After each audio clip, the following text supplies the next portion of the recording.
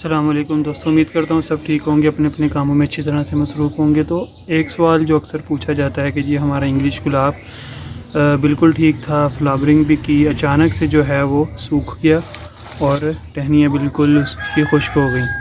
तो इसकी क्या वजह हो सकती है?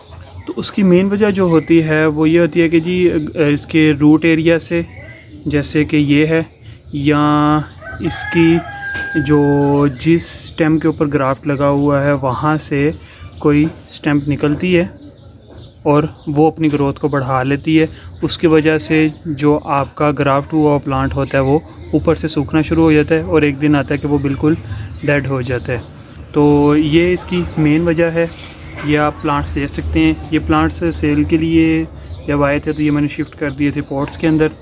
तो ये 4 प्लांट्स बचे थे, तो ये साइड पे पड़े हुए थे। कल मैंने इनको देखा तो इनमें से 2 जो है वो बिल्कुल डेड हो गए हैं। एक ये वाला लेफ़्ट वाला और एक ये राइट वाला, ये दोनों बिल्कुल डेड हो गए हैं। और ये वाला भी आप देख सकते हैं किसी हद तक डेड हो गया, क्योंकि इसकी जो ये स्टेम्स हैं ये काफ़ी हद तक ग्रोथ कर रही हैं।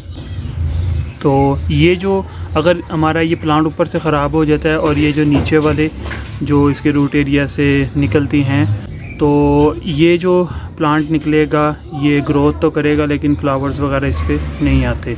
इस वजह से इस बात का आप ख्याल रखें। आपका इंग्लिश रोज़ जो भी आपने इसके इस एरिया से जो मेन स्टेम्प है वहाँ से इसकी कोई भी जो है ब्रांच ना निकले। अगर निकले तो उसको फ़ौरन से पहले ऐसे हाथ से ही 1 मिनट में तोड़ दें ताकि वो आपका बाकी प्लांट ख़राब ना कर सके।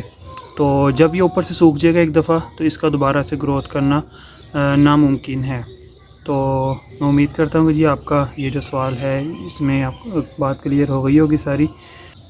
तो मिलते हैं जी नेक्स्ट वीडियो में। वीडियो को लाइक करें और शेयर करें और चैनल को सब्सक्राइब करें। अपना बहुत सारा ख्याल रखें। अल्लाह हाफ़िज़।